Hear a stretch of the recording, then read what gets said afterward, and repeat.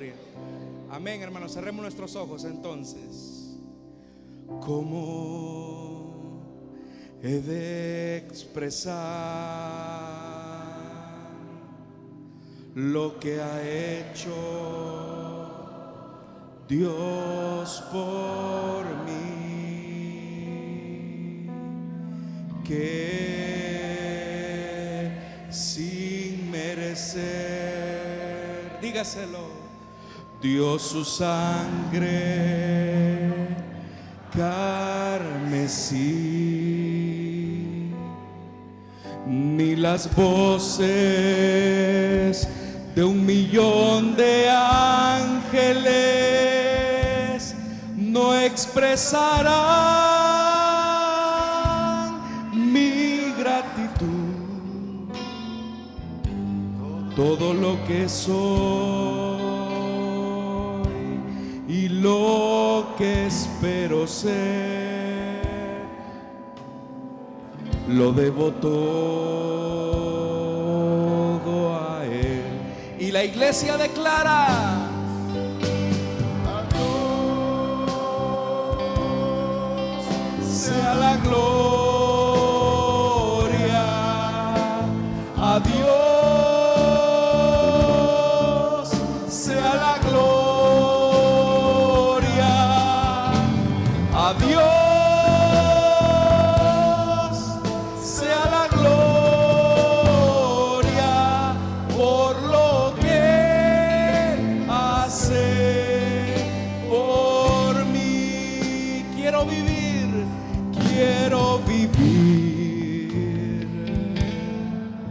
para Dios y agradarle solo a Él. Y si la gloria se me diera, la llevaré al Calvario, Señor, con su sangre,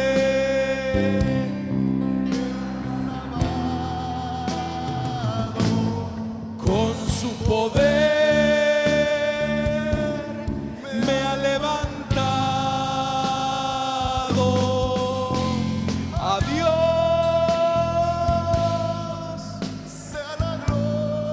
Levante sus manos. Por lo que hace por mí. A Dios sea la gloria. A Dios sea la gloria. A Dios.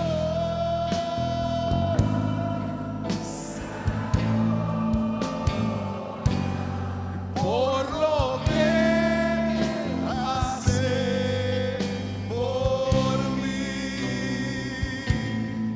por lo que Hace por mí.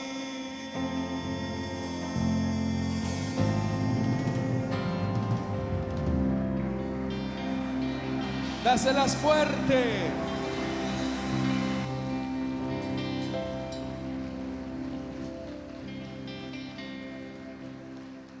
Si tú has venido a darle la gloria al Señor, levanta tus manos al cielo esta noche.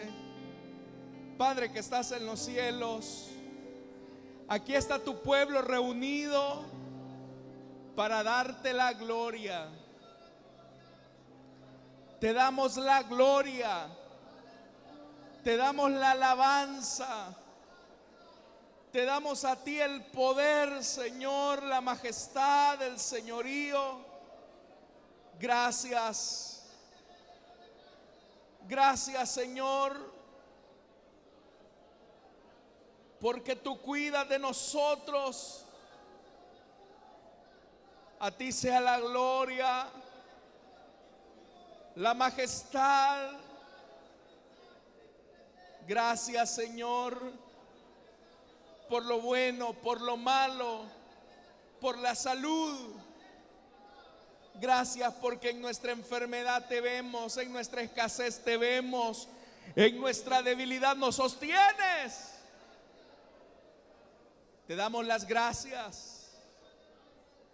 Ahora te pedimos que nos hables por medio de tu palabra. Derrama esta noche de tu Santo Espíritu y que todos podamos ser edificados, Señor. Sana al enfermo. Los que están enfermos, levanten sus manos esta noche y reciban sanidad en el nombre de Jesús. Los que están debilitados sean fortalecidos. Los que buscan una respuesta de parte de Dios, reciban esta noche. Aquellos que se encuentran en problemas familiares, matrimoniales, con los hijos, ahora sus relaciones sean restauradas en el nombre de Jesús. Reprendemos al hombre fuerte. Reciba esta noche, hermano, en el nombre de Jesús. Háblanos, Señor, por medio de tu palabra. Capacítanos para toda buena obra. En el nombre poderoso de Jesucristo. Añade a tu iglesia a los que has predestinado para salvación y vida eterna. De los que están en este lugar, como de los que a través de la radio y en la internet escuchan esta transmisión. En el nombre de Jesús. Amén y amén. Y a su nombre. Y a su nombre. Vamos a abrir la Biblia, hermanos, en el libro de los Hechos de los Apóstoles, capítulo número 6.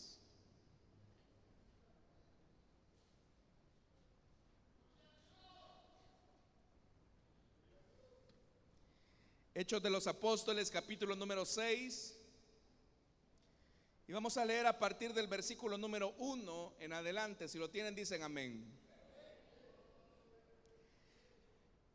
La palabra de Dios nos dice en Hechos capítulo 6, versículo 1 en adelante: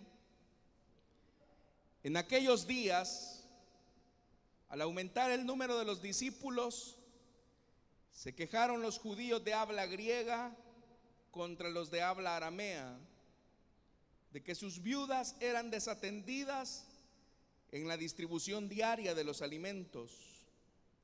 Así que los 12 reunieron a toda la comunidad de discípulos y les dijeron: no está bien que nosotros, los apóstoles, descuidemos el ministerio de la palabra de Dios para servir a las mesas.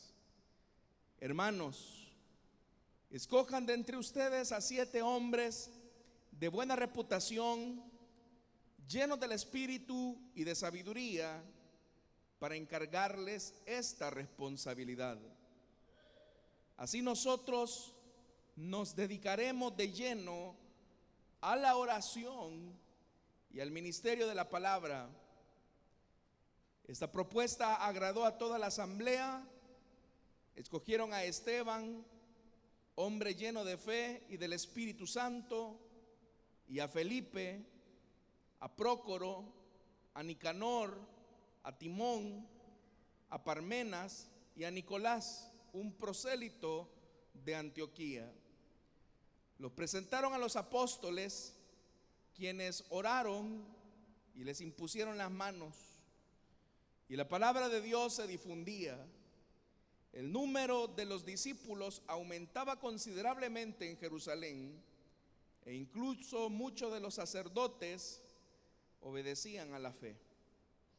Amén. Hasta ahí dejamos la lectura, hermanos. Tengan la bondad de sentarse, por favor.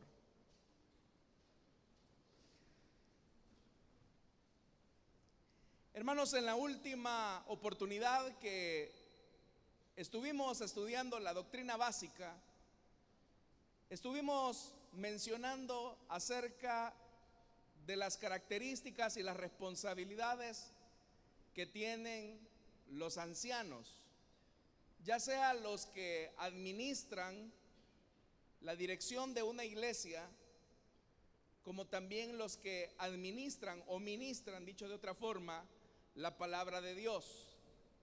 Decíamos que la iglesia local, según como nos da testimonio la Escritura, estaba organizada en pastores, ancianos y diáconos.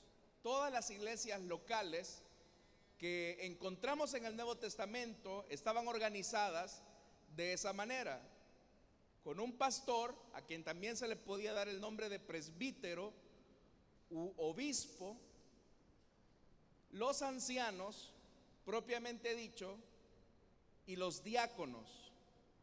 En esta ocasión, hermanos, vamos a hablar entonces acerca de los diáconos.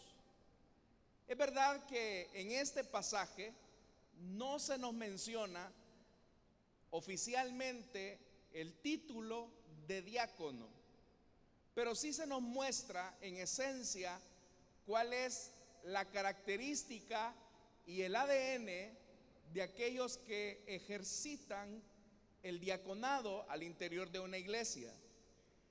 El versículo 1 comienza diciendo: en aquellos días. La pregunta es, ¿cuáles días? Los días del inicio de la iglesia, donde se estaba viviendo, hermanos, una expectativa de crecimiento, porque dice el versículo 1: en aquellos días, al aumentar el número de los discípulos. Note, hermanos, que una iglesia es saludable cuando crece, no solamente en números, sino que también cuando crece en el carácter.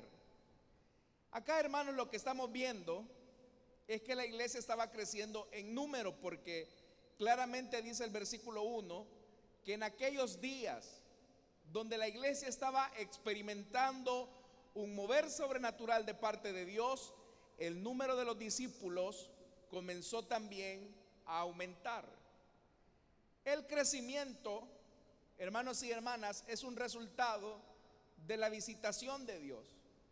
Es más, la Biblia dice que es Dios el que da el crecimiento. Eso es lo que dice el apóstol Pablo cuando dice que, por ejemplo, los ministros desempeñan una responsabilidad de sembrar. Uno siembra, otro riega, pero al final, dice el apóstol Pablo en la carta a los Corintios en el capítulo 3, el crecimiento lo da Dios.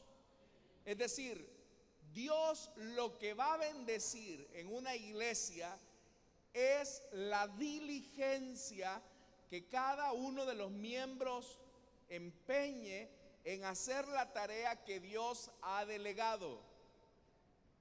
Estamos claros que Dios es el que da el crecimiento, pero quiero decirle que Dios bendice el crecimiento de una iglesia sobre la base de su diligencia, sobre la base de su entrega, sobre la base de su pasión por la causa de los perdidos.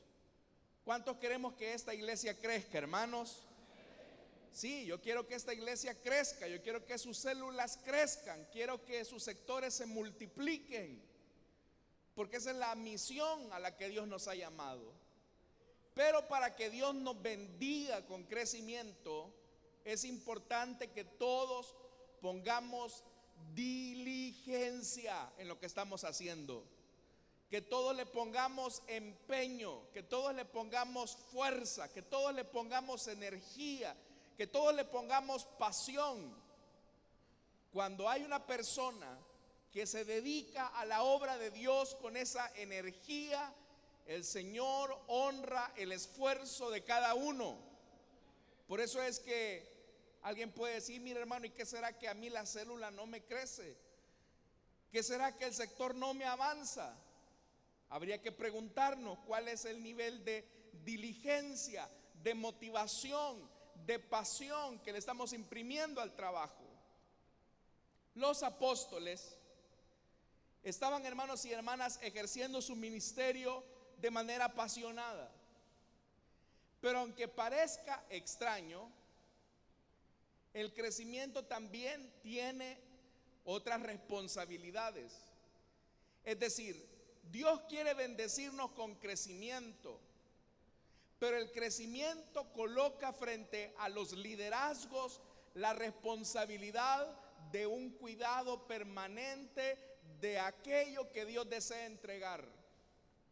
Y dice la Biblia en el versículo 1 que en medio de ese crecimiento se quejaron los judíos de habla griega contra los de habla aramea. ¿Y cuál era la queja? La queja era de que sus viudas eran desatendidas en la distribución diaria de los alimentos. En este momento nos encontramos al interior de Jerusalén, en la iglesia de Jerusalén.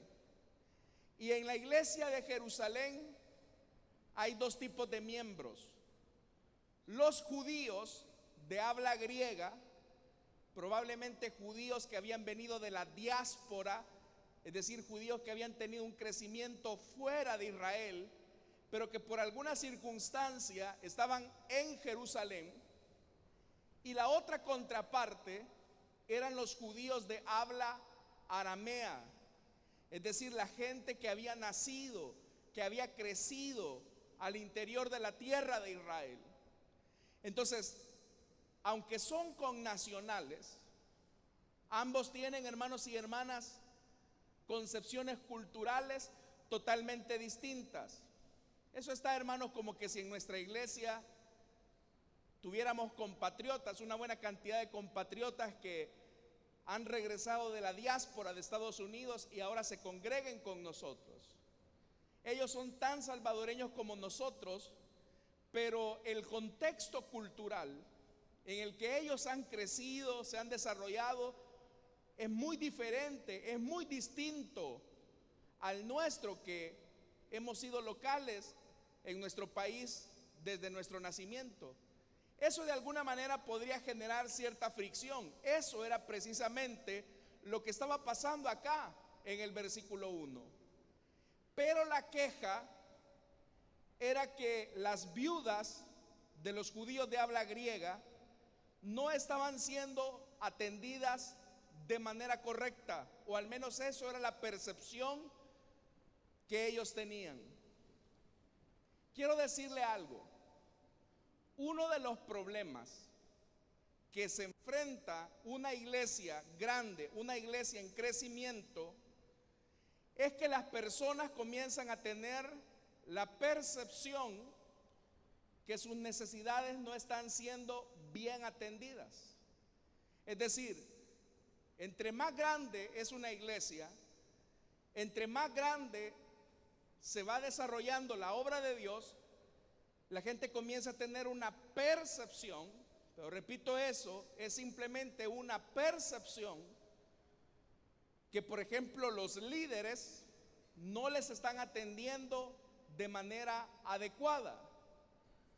Quiero que usted note algo. Por ejemplo, en la medida que la iglesia sigue creciendo, las personas pueden decir: ay Dios, para hablar con el pastor hay que esperar cierto tiempo para que él pueda atender mi situación. Y eso es verdad.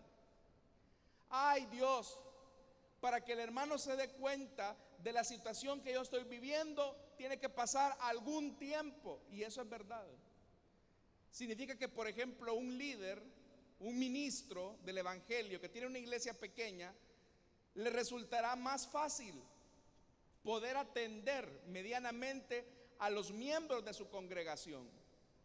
Pero en la medida en que la iglesia siga creciendo y en la medida en que la obra de Dios siga avanzando, puede ser que las personas vayan desarrollando la percepción, pero es eso, la percepción que sus líderes no les atienden. Entonces, ante eso, la pregunta es: ¿qué debe de hacer un ministro? ¿Qué debe de hacer un pastor cuya iglesia está en crecimiento, cuya iglesia está avanzando? ¿Será que el pastor debe de cargar con todas las demandas y las exigencias de la congregación con tal de apaciguar un poco la percepción que puedan tener sus miembros? Porque imagínense, hermanos, si de repente un pastor a todo le dice que sí. Hermano, ¿cree que puede ir a la fiesta de 15 años de mi hijo? Sí. Hermano, ¿cree que puede ir a la boda de no sé quién? Sí. Hermano, ¿cree que puede ir a no sé qué? Sí. Hermano, ¿cree que puede? Sí. Y hay ministros que con tal de no ser percibidos de manera equivocada por la congregación, comienzan a sobrecargarse. Pero ¿sabe lo que va a producir eso en el tiempo? Es una desaceleración de la iglesia, una desaceleración del crecimiento, porque el ministro del evangelio no lo puede hacer todo, el pastor no lo puede hacer todo. En una ocasión recuerdo que un hermano pastor me decía que los hermanos de su iglesia hasta lo llamaban hasta para que les fuera a arreglar el televisor. Les parecerá extraño, pero era verdad. Porque resulta ser que este hermano había trabajado antes de dedicarse al ministerio en una empresa de cable, de televisión por cable. Hermano pastor, le decía, mire, yo sé que ya usted está en su casa, pero fíjese que no me agarra el canal tal. ¿Cree que me lo puede venir a ver? Y hay gente que piensa que el pastor debe de hacerlo. Entonces el punto es, hermanos, que dice la Biblia que los judíos de habla griega percibían que sus viudas no eran atendidas de la mejor forma. Y eso nos da la idea a nosotros que los apóstoles se dedicaban a servir en las mesas. Pero llegó un momento en que la iglesia comenzó a crecer, que dice el versículo 2: así que los 12 reunieron a toda la comunidad de discípulos y les dijeron: oiga, los 12 ministros, los 12 pastores de la iglesia de Jerusalén llamaron a toda la iglesia. Hermanos, esto ya no puede seguir así. Y vean lo que dijeron: no está bien que nosotros los apóstoles descuidemos el ministerio de la palabra de Dios para servir las mesas. Ellos están señalando ahí una verdad. No está bien. No está bien que nosotros como ministros pretendamos abarcar todas las responsabilidades de una iglesia local. No está bien. ¿Y por qué no está bien? En primer lugar, ¿cuál es el llamado de un ministro del evangelio? En una ocasión, hablando con un hermano que comenzaba el ministerio, me decía, porque él venía de una vida en la empresa donde él siempre estaba ocupado. Él siempre estaba haciendo actividades, haciendo cosas, y me decía: hoy que el Señor me ha llamado al ministerio, yo no me encuentro, yo no me hallo. ¿Qué hago? Entonces le leí este pasaje. ¿Cuál es la responsabilidad primaria de un ministro del evangelio? El versículo 4 lo dice. Dice el versículo 4: nosotros nos dedicaremos de lleno. La responsabilidad de un ministro es dedicarse de lleno a dos cosas. Número uno, a la oración. ¿Por qué? Porque esto de la obra de Dios no se puede hacer solo. No se puede hacer con estrategias humanas. Necesitamos que Dios nos dé las coordenadas. Necesitamos que el Señor nos dé la dirección. Necesitamos que Dios nos dé la palabra. Y ahí dice también el versículo 2: y que nos dediquemos al ministerio de la palabra. Entonces, ¿cuál es la responsabilidad del ministro? Que no puede sustituirla ni por un cumpleaños, ni por una cena, ni por una salida. El ministro no puede cambiar la tarea de la oración y de la predicación de la palabra por otras cosas. que aunque son buenas, como esa de irle a servir a las viudas la comida, que aunque son necesarias al interior de la iglesia, el ministro no puede cambiar esas cosas. Por ejemplo, hermano, ¿qué pasaría si de repente alguno de ustedes muy gentilmente me dijera: hermano, vamos a tal lugar, hagamos tal cosa? Y yo tengo la responsabilidad de la palabra de Dios. No por complacerle a usted su deseo, voy a dejar a un lado mi responsabilidad de estar con el Señor. Y a veces hay cosas, hermanos y hermanas, que a la gente le cuesta entender. Le digo esto porque en cierta ocasión cierta persona me decía: mire, yo lo invito a la vigilia de mi sector, me decía, y la vigilia la vamos a hacer el día sábado a tales horas de tales horas, y a usted le vamos a dar el culto de la 1 de la mañana, me dijo. Yo no tenía ningún problema en ir a ese horario, aunque la intención de esta persona más era probarme a ver qué tan espiritual resultaba yo. Pero le dije: mira, hermana, lo siento mucho, le dije, no puedo acompañarle a su vigilia por 2 razones. Porque al día siguiente tengo la tarea de predicarle la palabra, no a un grupito de 60 personas, sino a un grupo de 1000 personas, más los que nos escuchan por la radio, más los que nos oyen por el internet. Así que no puedo. Y alguien puede ver eso como: ay, el pastor, a saber qué se cree, que no puede convivir con un grupito pequeño. No es eso, hermano. El punto es que tenemos solamente una vida, y la tarea a la que Dios me ha llamado no es andarle supliendo las actividades a nadie. La tarea que Dios me ha llamado es a predicarles la palabra de Dios desde este púlpito y tener una vida dedicada de oración. Esa es la tarea insustituible del ministro. Y eso es importante, porque no se vaya a resentir si recibe un no en ocasiones por respuesta. A veces a la gente hay que enseñarle: no, hermano. Yo le comparto algo: para mí los sábados por la tarde son sagrados por muchas razones. Pero el sábado en la tarde, hermanos, ya estamos preparando qué es lo que Dios nos va a decir al día siguiente. No piense, hermano, que es tan simple como abrir la Biblia a ver qué sale. No es así.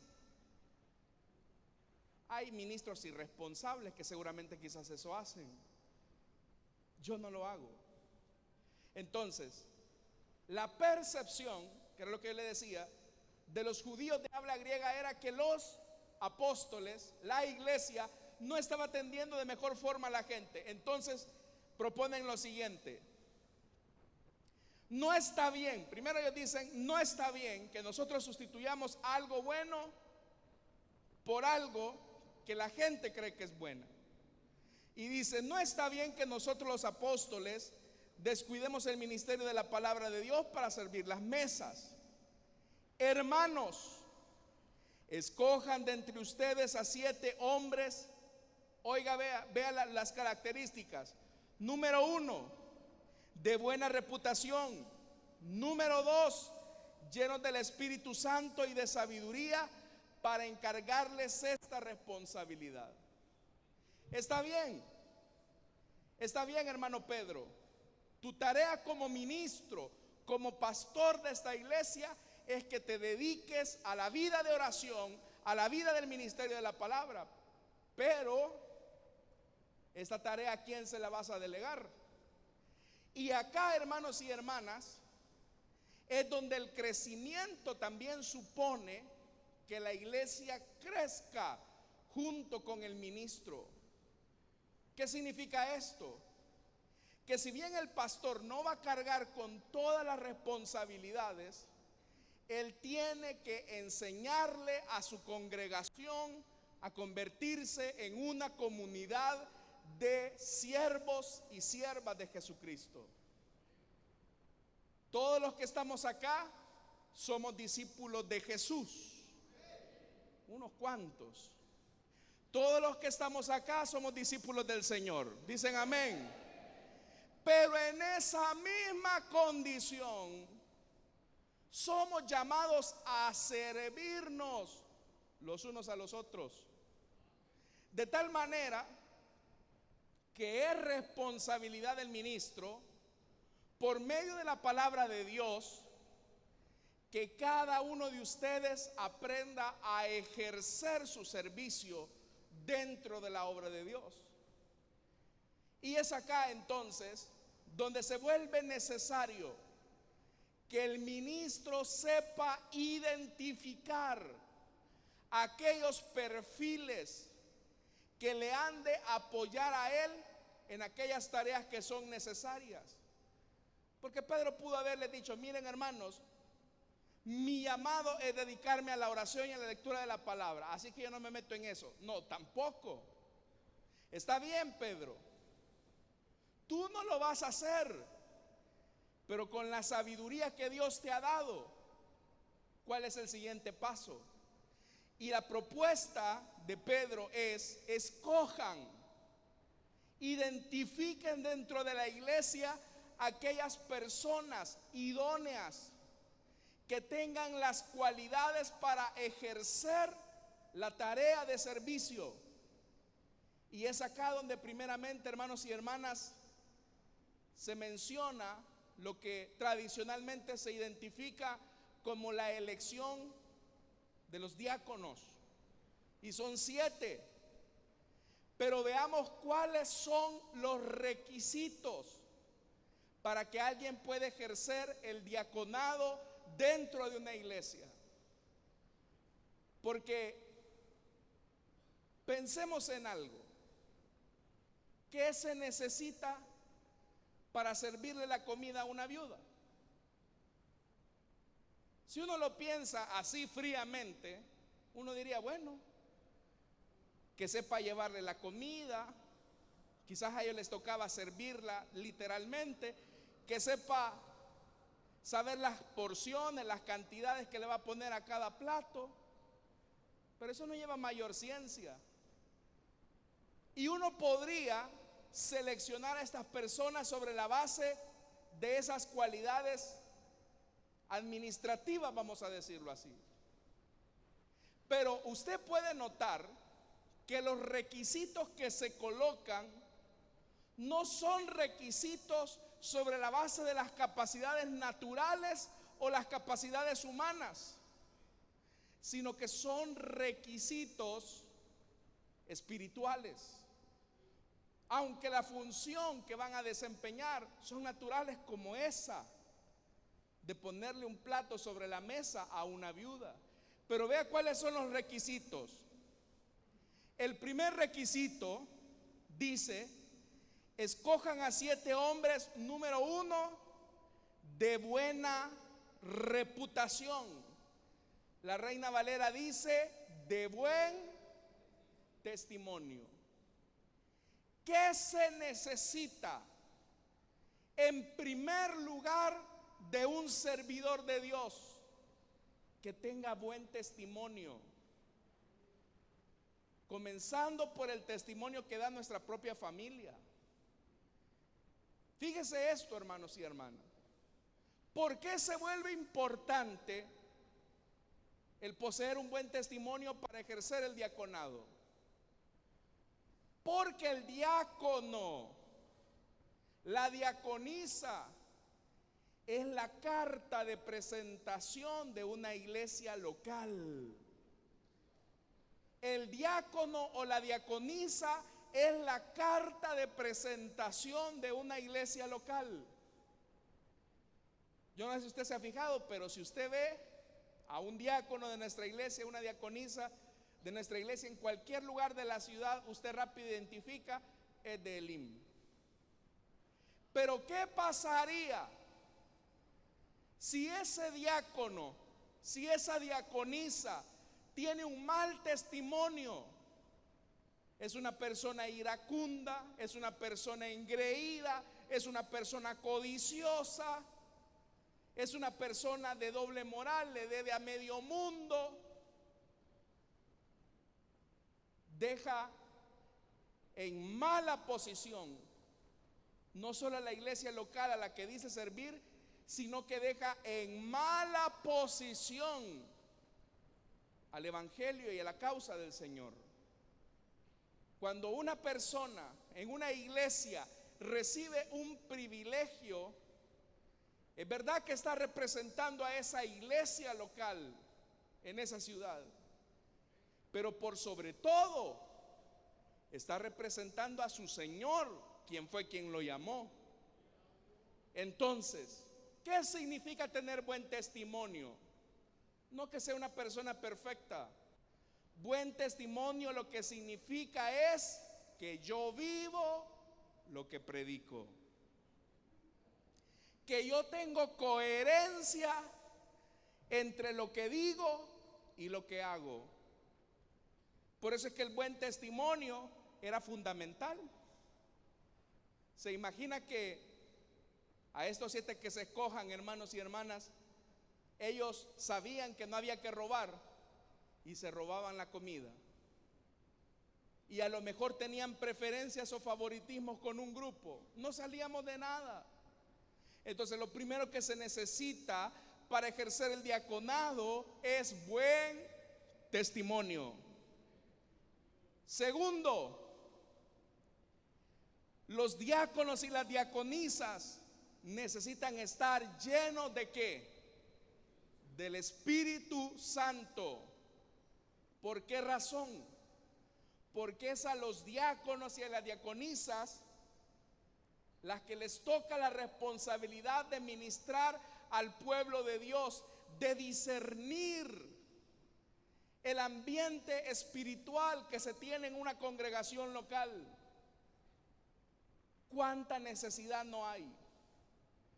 Que aquellos que ejercen el diaconado lo hagan llenos del Espíritu, que tengan la sensibilidad de ministrar al pueblo de Dios, de que quizás en medio de la alabanza el Espíritu Santo inquieta a un diácono y le dice: hey, ponle la mano a esta persona que está pasando una situación difícil, tiene un quebranto de salud. ¿Cuánta necesidad no tenemos que los diáconos y las diaconisas sean llenos del Espíritu Santo para ministrar a aquellos que están poseídos por el poder del diablo? En una ocasión yo me recuerdo que sirviendo en el diaconado, estaba en una parte de mi servicio y llega el coordinador del diaconado y me dice: ¿está listo, varón? Me dijo. Sí, le dije yo, no sabía para qué. ¿Está listo? Sí, me dijo. Vamos pues. Y me llevó y fuimos a un cuartito, hermano, y ahí tenían una muchacha como de unos 13 años, pechita, delgadita, y habían como 5 o 6 hombres tratando de sujetarla porque estaba poseída por un espíritu inmundo. Va, hermano, vamos a orar, me dijo, vamos a ministrar, vamos a sacar a estos diáconos y ahora entra usted con otros hermanos. Démosle pues. Pero había un hermano diácono, ya no es diácono por cierto, que cuando vio aquello, hermano, se puso blanco, que ya no quería entrar. Y yo le pregunté a él en confianza, ¿por qué éramos cierto nivel de confianza? ¿Y por qué no querías entrar vos? Ay, es que si el diablo me saca todos mis trapos al sol, me dijo. Qué lleno del Espíritu Santo iba a estar ese fulano, hermano. Por eso, característica: ser llenos del Espíritu Santo de Dios. Tercera característica: los diáconos y las diaconisas tienen que estar llenos de sabiduría.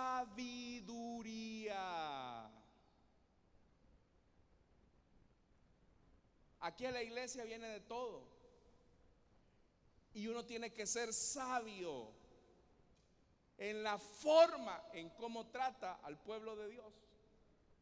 Se necesita sabiduría para saber qué palabra corresponde a una persona necesitada. Y uno podría pensar como que estos requisitos para ponerle pan y comida a las viudas como que son muy exagerados.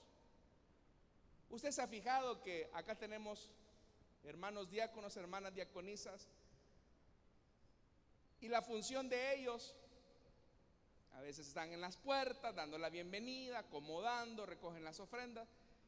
Y uno podría decir, y todos estos requisitos solo para darle la mano a una persona, y todos estos requisitos solamente para acomodar a alguien en un asiento dentro de una iglesia.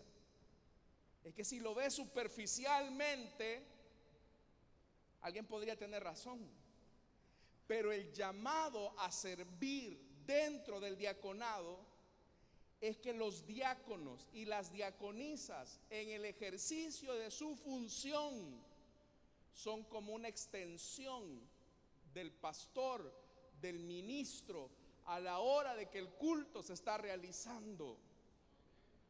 Yo no puedo orar por todos en este momento imponiéndoles manos, pero el diácono y la diaconisa que está ahí cerca representa al Señor, representa el evangelio y representa el pastor que oró por ellos cuando consagró su diaconado al Señor. Entonces, hermanos, ustedes tienen la autoridad de Dios para ser de bendición al pueblo de Dios. Yo quiero agradecer a cada diácono y diaconisa de esta iglesia, servidores de Dios, que han sido instrumentos de bendición para esta congregación. ¿Cuánto les agradecemos a ellos, hermanos? Un aplauso para ustedes, hermanos.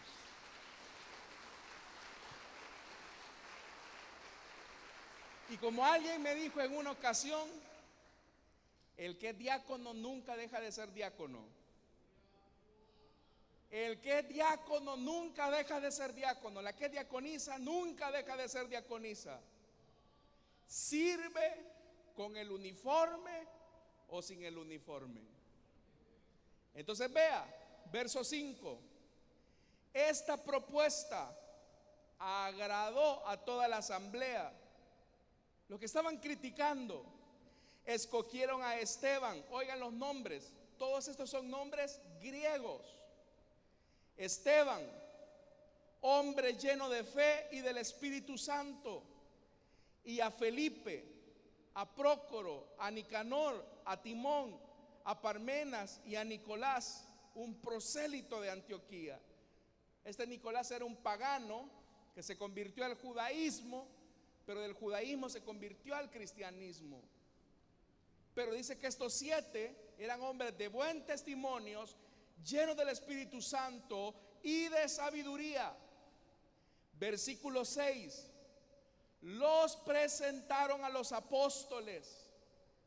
Ellos tenían que darle ahora el visto bueno a los diáconos, quienes oraron y ¿qué hicieron? Y les impusieron las manos. Usted sabe que año con año, cuando se hace la presentación de nuevos servidores, eso es lo que se hace. Se presentan a los nuevos servidores y se ora por ellos imponiéndoles manos, porque así lo hacía la iglesia primitiva. Pero ¿qué significa eso de imponerle manos a la persona? Era un elemento de reconocimiento, es verdad. Pero también, hermanos, era también un símbolo de extensión de autoridad. Cuando un pastor oraba por este servidor, ahora ese servidor tenía una pequeña porción de la autoridad del ministro de quien había recibido esa administración, esa oración. Entonces, vea esto, hermano. Como el pastor no lo puede hacer todo, ¿qué fue lo que ocurrió? Pedro escoge estos 7, bueno, la asamblea lo escogió, se ora por ellos, pero ¿cuál fue el efecto en la iglesia? Versículo 7. Como cada quien en su lugar los ministros orando, los ministros dedicándose a la lectura de la palabra y los diáconos sirviendo, vea lo que dice el versículo 7 con lo que voy a terminar. Y la palabra de Dios se difundía. Pero ¿qué pasó cuando los ministros delegaron a estos diáconos? El número de los discípulos aumentaba considerablemente en Jerusalén. E incluso muchos de los sacerdotes obedecían a la fe. ¿Qué significa esto? Que cuando un ministro lo quiere hacer todo, cuando un ministro no delega, la obra de Dios comienza a mermar, comienza a estancarse.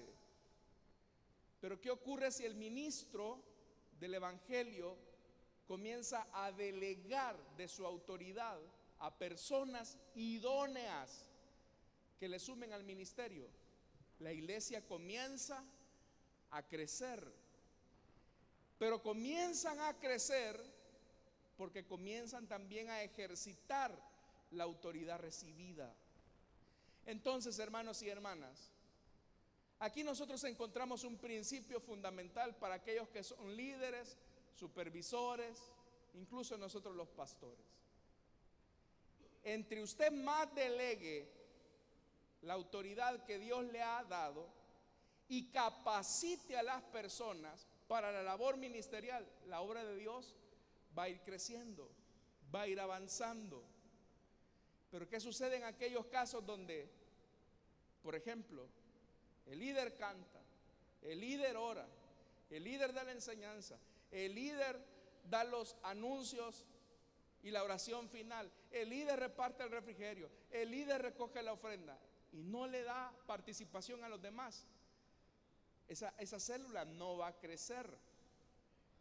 En iglesias donde todo gira alrededor del pastor, esas iglesias, cuando el líder se muere, se marchita la congregación con ellos. Si hay algo, hermanos, a lo que hay que darle gloria a Dios, que en su gran misericordia nos permitió a nosotros como iglesia hacerle frente a la pandemia, al encierro, es que ustedes llevaron la palabra de Dios a sus comunidades. Y aunque las puertas de este edificio se cerraron por algunos meses, la palabra de Dios siguió corriendo en las colonias, en las comunidades, en los barrios, en los vecindarios. Porque la obra de Dios no depende de un hombre, la obra de Dios depende de aquel que la ganó a precio de sangre en la cruz. Amén. Entonces, la iglesia necesita ser una comunidad de servicio, una comunidad en la que nos servimos los unos a los otros. Cada quien tiene que entender su función. El ministro debe de entender su función. Como le repito, la tarea del ministro es la oración y la palabra. Oración y la palabra. Eso es regla número 1. Y aquellas tareas que el ministro no puede hacer, tiene que delegarlas en siervos y siervas que tengan idoneidad y que tengan estas cualidades. Amén, hermanos. Solo así la iglesia avanza, solo así la iglesia crece. Vamos a orar, hermanos, vamos a cerrar nuestros ojos. Teniendo nuestros ojos cerrados y nuestro rostro inclinado,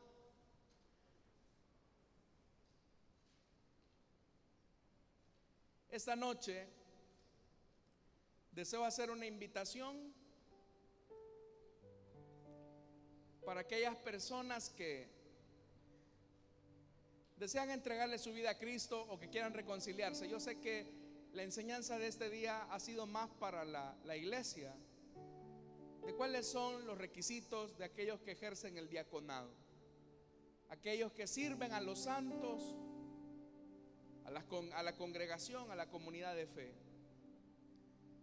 Vimos cómo el ministro tiene que enfocarse en crecer él y hacer crecer a la gente asumiendo su responsabilidad, que asuman su responsabilidad.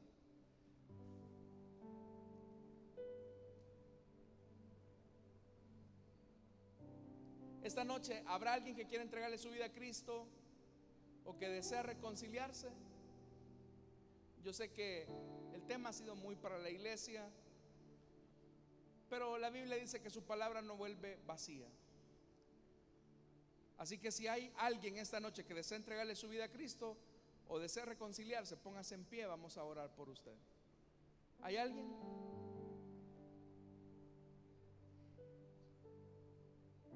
Que el Señor nos ayude a servirnos los unos a los otros, hermanos, pero hagámoslo llenos del Espíritu. Padre que estás en los cielos, gracias te damos, Señor, porque nos permite servirte en tu obra. Te doy las gracias por los servidores de esta iglesia, a los que has constituido como una extensión del ministerio que has entregado. Queremos pedirte que bendigas a tu pueblo en gran manera cada vez que estos siervos y estas siervas son instrumentos útiles en tus manos. Bendícelo, Señor. Llénalo de tu Espíritu Santo para que puedan desempeñar una tarea exitosa en la obra del ministerio.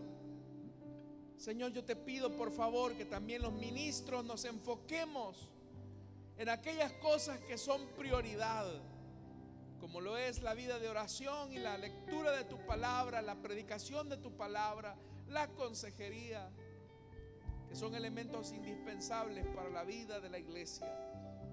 Ayúdanos a nosotros también a ser una iglesia que crece en dependencia de ti,